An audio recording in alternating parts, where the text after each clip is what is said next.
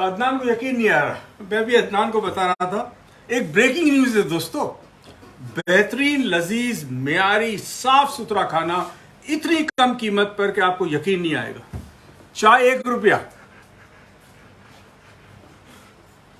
और रोटी 1 रुपए की, सब्जी 4 रुपया, दाल 1.5 रुपए प्लेट, बिरयानी सिर्फ 8 रुपए की प्लेट, चिकन 24 रुपए 50 पैसे की, मछली 13 रुपए की, गोश्त 21 रुपए का। वाह! पता है कहां मिलती है? क्या आप जानते हैं कि ये कौन सी जगह है जहां गरीब और मुस्तहिक लोगों के लिए इतना सस्ता खाना है? मैं आपको बताता हूं दोस्तों, ये ब्रेकिंग न्यूज है।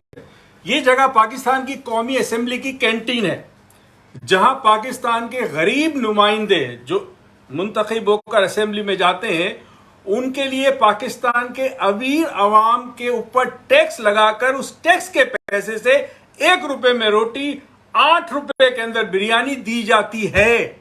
और ये हकीकत है, और उसमें भी जिसकी मर्जी पैसा दे ना दे।